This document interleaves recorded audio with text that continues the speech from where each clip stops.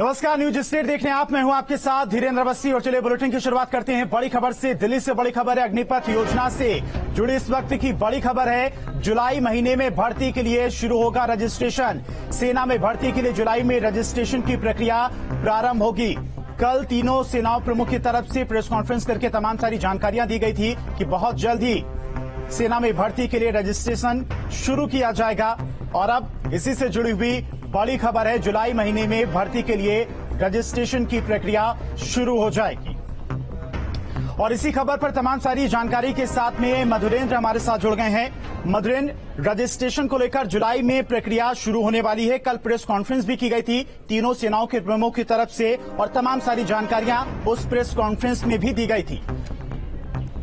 देखिए, आर्मी ने रिक्रूटमेंट का डॉक्यूमेंट जारी कर दिया है और इसके मुताबिक 1 जुलाई से जो विभिन्न रिक्रूटमेंट्स हैं उसके लिए यूनिट्स अपने अपने विज्ञापन को निकालेगी। उसके बाद आप समझिए कि अगस्त के महीने में ये भर्तियां शुरू की जाएंगी, जो कि अग्निपथ योजना के तहत होंगी। और दिसंबर 2022 से इनकी ट्रेनिंग शुरू होगी। लगभग 25,000 युवाओं की ट्रेनिंग का जो टारगेट है अग्निपथ के तहत, ये दिसंबर 2022 से रखा गया है। तो ये पूरा का पूरा इस तरह से शेड्यूल जारी किया गया है और इस बारे में नोटिफिकेशन में योग्यता, शर्तें, भर्ती की प्रक्रिया, वेतन भत्ते, सर्विस रूल्स, ये सब कुछ है, जिसको joinindianarmy.nic.in पर जाकर देखा जा सकता है और यहीं पर ऑनलाइन रजिस्ट्रेशन भी किया जा सकता है।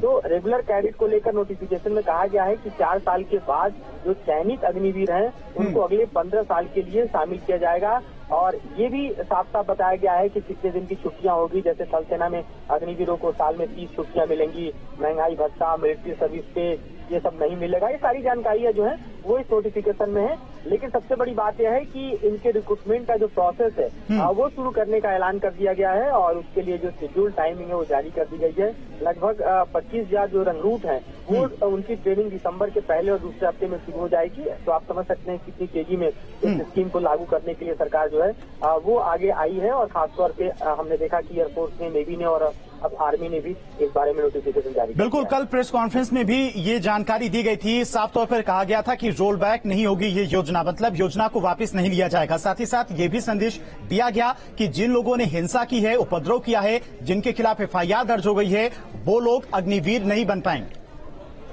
देखिए, बिल्कुल ये कल ही स्पष्ट कर दिया गया था कि जो अग्निवीर स्कीम है वो सेना की जरूरत है और इसलिए उसमें किसी भी तरह की वापसी का कोई सवाल नहीं है। और इस बारे में जो हिस्टोरिकल फैक्ट्स हैं वो भी सामने रखे गए थे सेना की तरफ से कि 2 दशक पहले से ही ये जो परिवर्तन है और खासतौर पे ये रिफॉर्म जो है उसको लेकर बातचीत चल रही थी। और इसी रिफॉर्म के तहत ये कहा जा रहा था कि यंग प्रोफाइल, यूथ प्रोफाइल दरअसल इंडियन आर्मी को चाहिए और इसलिए ये रिक्रूटमेंट जरूरी है।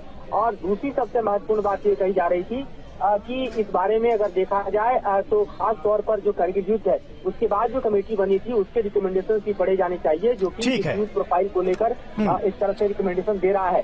तो कुल मिलाकर ठीक है मधुरेंद्र, बहुत बहुत शुक्रिया आपका तमाम सारी जानकारी के लिए। तो सेना में भर्ती के लिए जुलाई में रजिस्ट्रेशन की प्रक्रिया आरंभ होगी। अग्निपथ योजना से जुड़ी हुई इस वक्त की ये बड़ी खबर है।